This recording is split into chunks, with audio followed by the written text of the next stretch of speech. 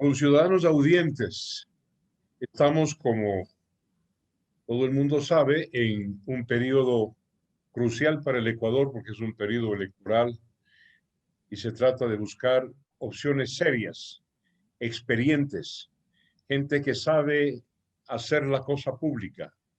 Y hoy vamos a tratar con el economista Jorge Gallardo Sabada, exministro de Finanzas y Economía. Fue ministro de un gobierno paradigmático por su honestidad, el gobierno del doctor Rodrigo Borja Ceballos. Recuerdo yo que una preocupación cimental, esencial de Jorge Gallardo como ministro de Economía fue el tema de la vivienda, y lo sigue siendo. Hoy nos complace y nos contenta saber que está apoyando una opción seria como la de Guillermo Lasso, y hoy va a hablar de vivienda, el déficit habitacional. Este momento en el Ecuador se acerca a 3 millones de ciudadanos sin hábitat. Es terrible y es dramático. Vamos a hablar concretamente de la cédula hipotecaria, desaparecida ya, nadie sabe por qué. Con Jorge tenemos una antigua amistad y no la vamos a ocultar. Jorge, te doy una cordial bienvenida. Gracias por aceptar mi invitación y ese es el tema contigo. Vivienda y cédula hipotecaria. Muchas gracias, Marcelo. Para mí siempre es un gusto estar en tu programa de amplia cobertura a nivel nacional. Efectivamente, no hay programa de reactivación económica que excluya dentro de las políticas públicas al sector de la construcción. El sector de la construcción es un sector extremadamente dinámico que no solamente genera mano de obra tanto calificada como no calificada, sino que además tiene un encadenamiento con otro tipo de industrias y actividades que están ligadas a la construcción. Por lo tanto, la reactivación de la construcción es fundamental en la economía ecuatoriana. ¿Qué es lo que está pasando, Marcelo?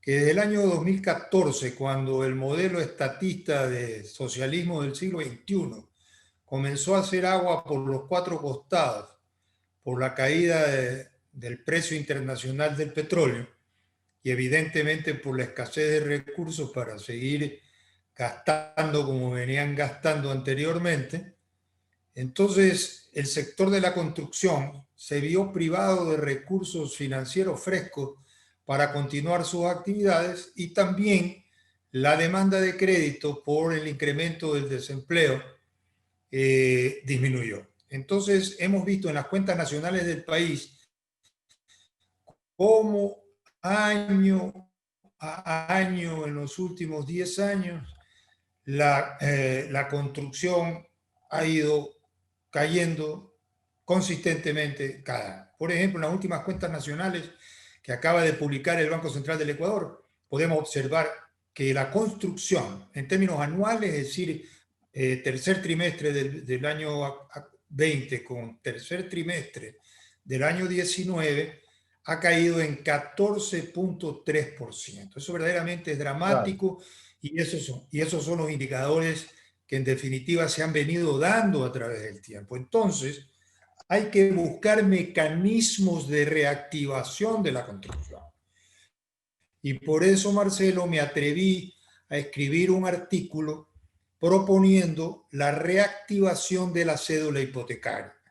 Cédula hipotecaria que lamentablemente en el año 1994, con la promulgación de la Ley General de Instituciones Financieras, se la derogó totalmente a la cédula hipotecaria y se la eliminó. Y no es hasta el gobierno de Gustavo Noboa en el año 2002 donde se restituye la cédula hipotecaria mediante una ley particular, y desde aquella época hasta acá tenemos la legislación adecuada para reactivar la cédula hipotecaria, sino que lamentablemente no han habido políticas orientadas a dicha reactivación. Jorge, te voy a pedir de favor, porque la cédula hipotecaria es un título ejecutivo en favor de los que demandan vivienda. Te voy a pedir, con la claridad con que expones, que nos expliques en qué consiste el mecanismo para que esa reactivación de la cédula opere en beneficio de los que quieren habitat. Bien, ¿cómo se genera la cédula hipotecaria? ¿Dónde nace la oferta de estos títulos ejecutivos?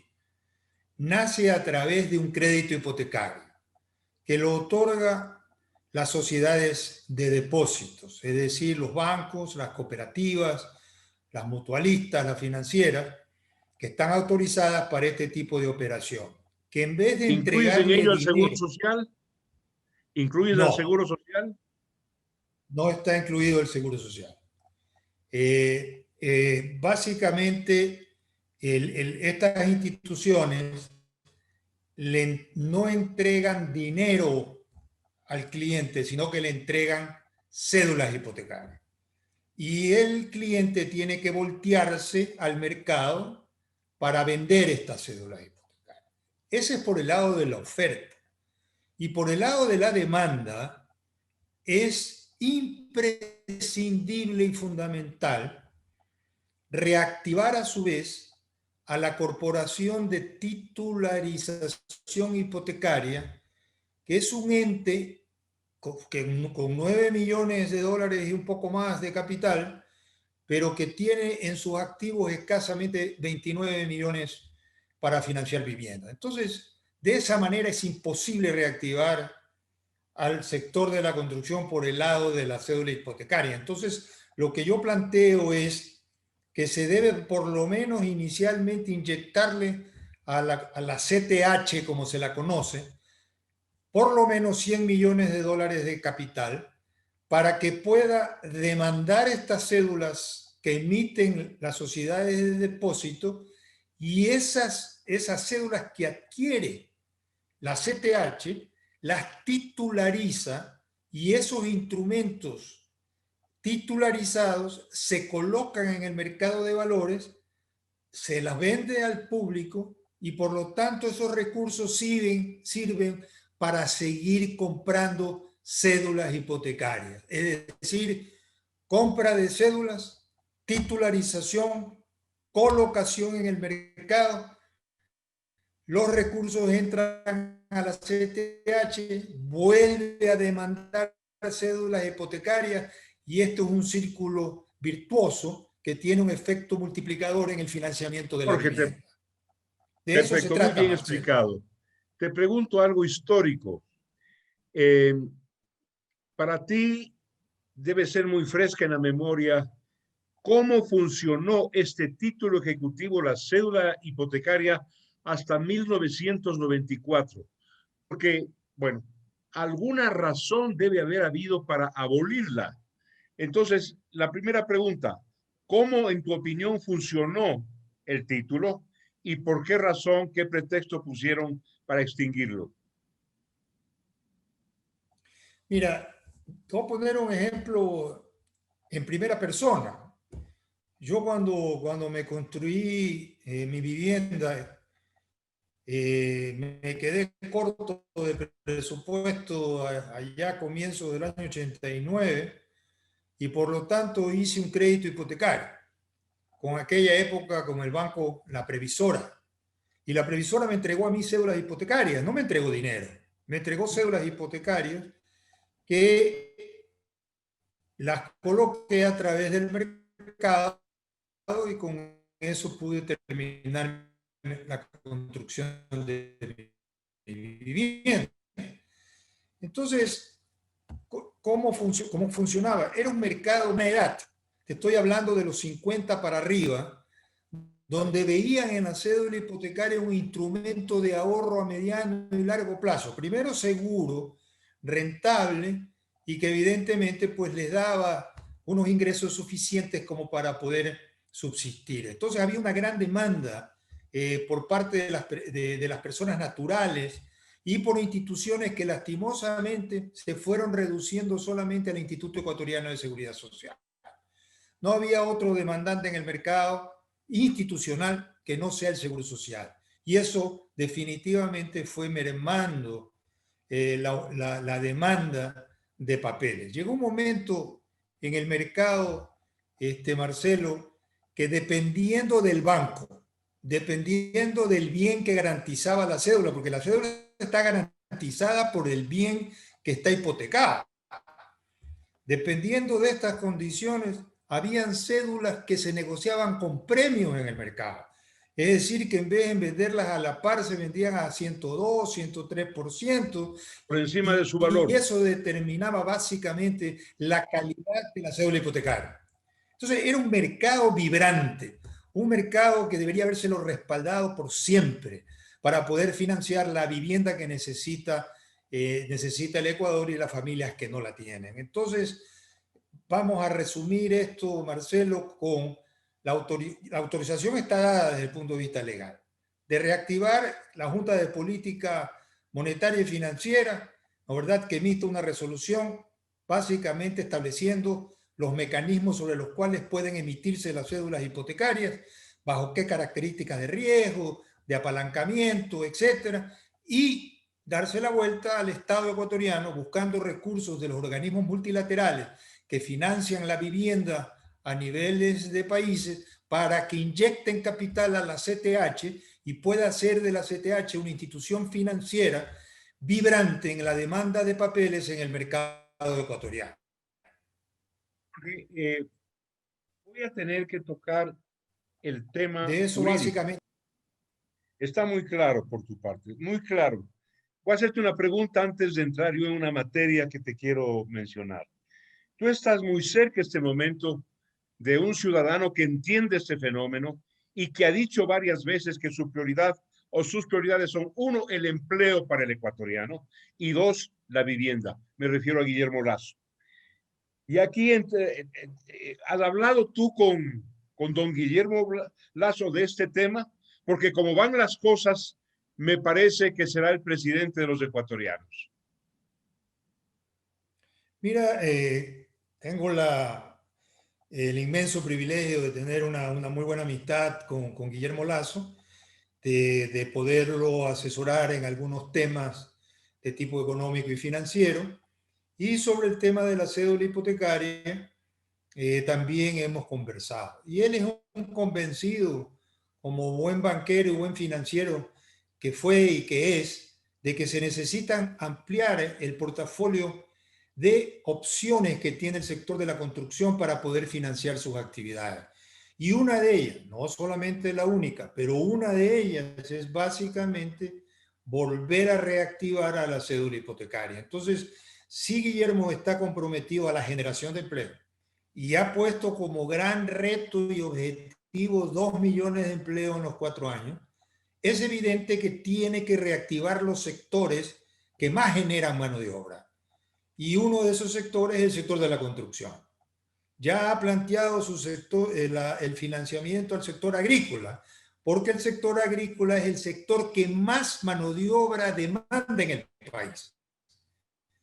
Y también ha hablado sobre el tema del sector turístico, que es otro de los sectores que da empleo en el Ecuador ya de manera importante. Entonces tú, si reactivas a la agricultura y a la ganadería, reactivas el sector de la construcción, reactivas el sector turismo, por mencionar 3 sectores importantes, tú vas a poder cumplir con la meta de la creación de 2 millones de empleos en 4 años y no te extrañe, Marcelo, de que esa meta pueda ser superada si hay el respaldo financiero suficiente para que esas actividades vuelvan a funcionar plenamente y haya nuevas inversiones en estos 3 sectores. No me cabe duda que el sector financiero, bancario, nacional, internacional, van a reaccionar con entusiasmo sobre la reactivación de este título ejecutivo, la cédula hipotecaria. El tema jurídico, en un viaje que hizo este hombre primario, emocional, alocado, Rafael Correa, a España, se le acercaron ecuatorianos migrantes allá a quejarse de que les estaban ejecutando las garantías hipotecarias.